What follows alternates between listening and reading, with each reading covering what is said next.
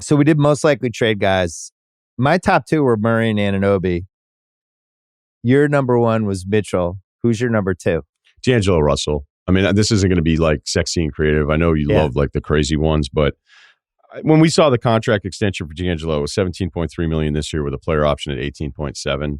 I don't know what the market was. It just kind of felt like, hey, well, maybe overpay you, but make that second year player option, but with the understanding that you're going to be making enough money that could be traded, right? Like they almost we said that in the moment when it happened. It was when it happened, a cap figure contract extension. Yeah, so it's pretty simple, but I know in the past, I don't know what the updated latest of it is, that LeBron really likes Zach LaVine. And then you add the clutch thing into it. And like, I know people are saying, okay, there's no market for LaVine whatsoever. Never underestimate the power of an agent to find a way to get this done. I know Rich Paul has even said like, hey, I have clients on all these teams. It doesn't mean that this is going to happen. I can't imagine that LeBron with his basketball IQ has enjoyed the D'Angelo Russell experiment. I don't want to hear about any of the raw numbers with him. He shot it really well this year. He's actually 10th in fourth quarter minutes on the Lakers, which is a little unfair because Hood Schifino and Gabe Vincent averaged out more but play less games. So let's say D'Angelo Russell's 8th in fourth quarter minutes on the Lakers, and you're paying him this. Watching it live too in the in-season tournament game, sit next to you and watching him fuck up these passes.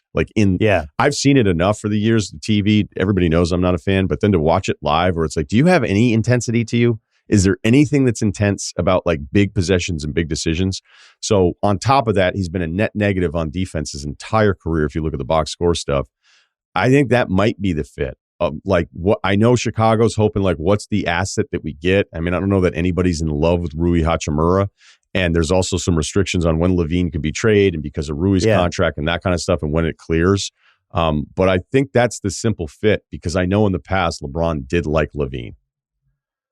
Yeah, one thing I noticed last night at the Knicks game, I just love watching Reeves, and I just think he's so underrated. And over and over again, I was going nuts that the Spurs didn't get him. I'll never understand that for the rest of my life. But I think it's so important to watch him, especially in the half court, that you can run offense through him and he can create shots for himself or other people like a point guard, even though he's not.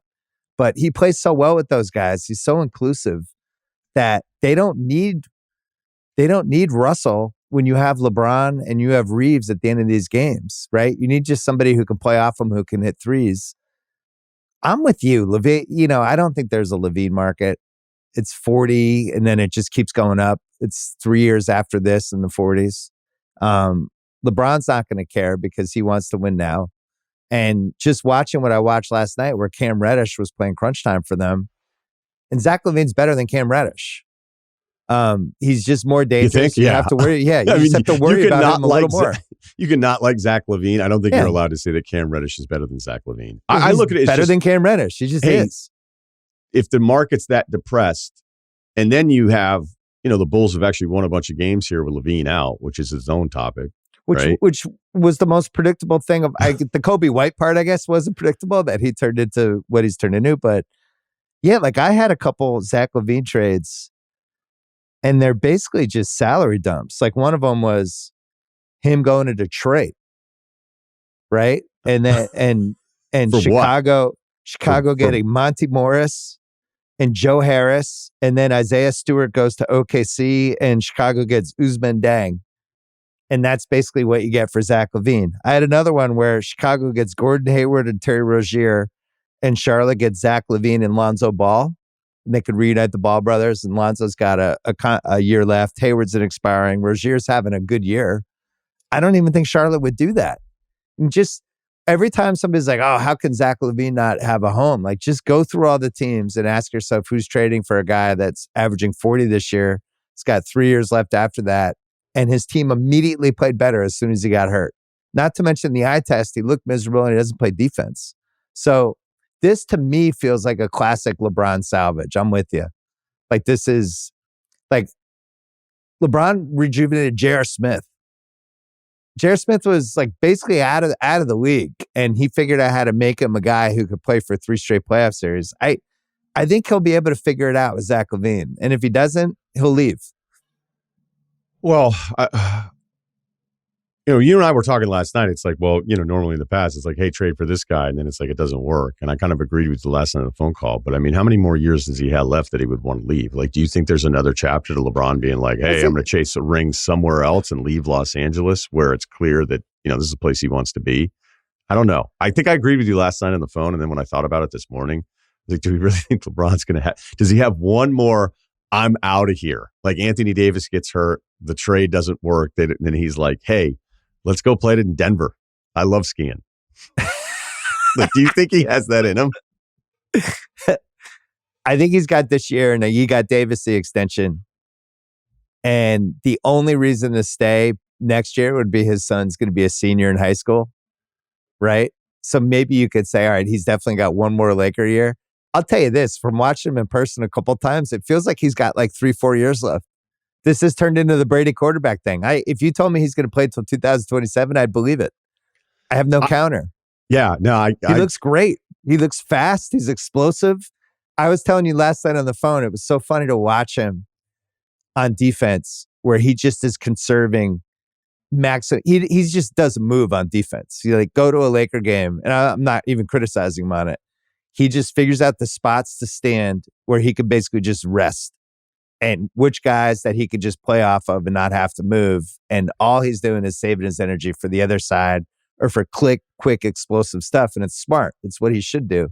I think he can play for another couple years. And if he feels like he can't win a title with this team, he's going to move on. He wants more rings. That's going to determine everything. It's not about like, oh, I want to go down as one of the great Lakers. He wants championships. That's it.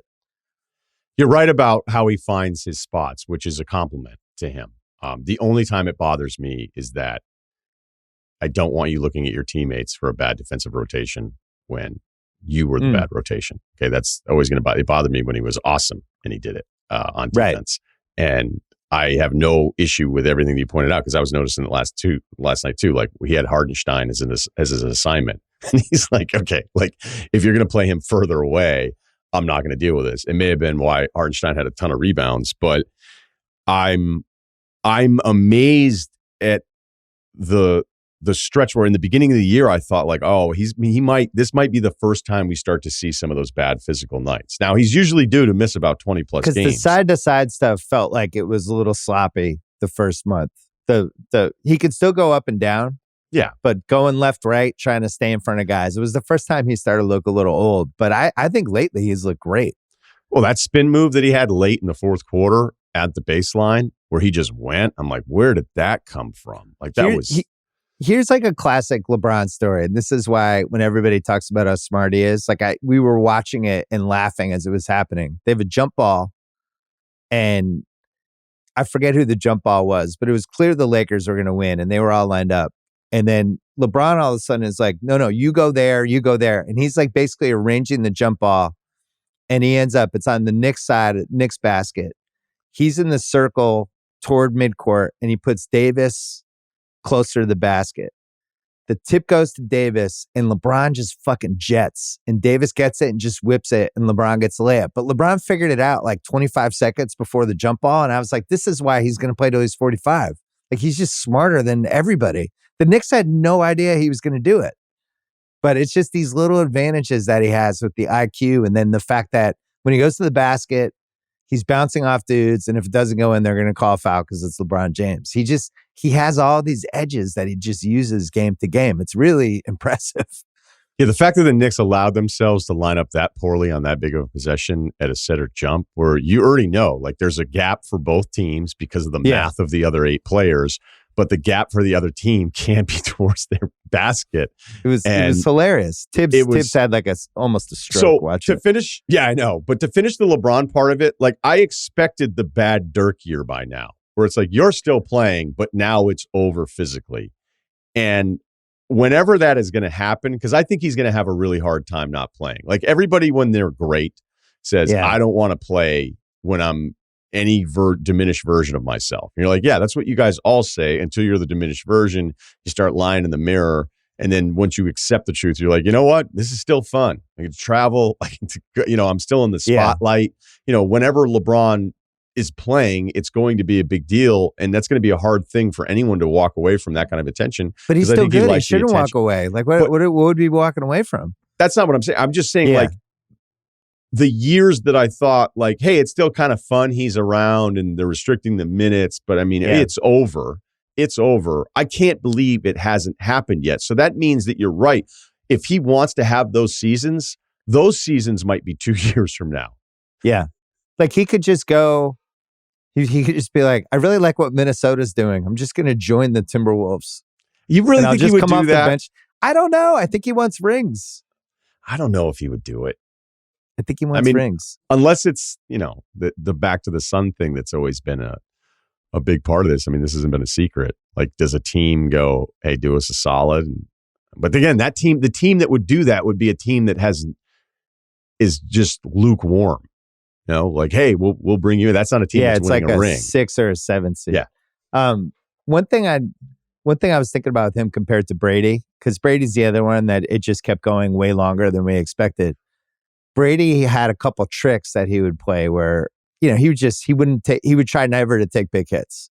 He would always just get rid of the ball a second early, and he didn't care if it was incomplete. If he didn't like the play or the way it was unfolding, he would just dump the ball, which is LeBron's equivalent of, I'm just not going to play that much defense tonight, and I'm going to pick my spots. The difference is, I think why Brady stopped playing ultimately was he was still taking big hits, right? And once you hit 45, you're like, fuck this, man. I barely get out of bed the next day. LeBron still is physically dominant compared to these other dudes. Like, he's laying out the hits. It's almost like a defensive player in football, not an offensive player. So I think it's going to keep going.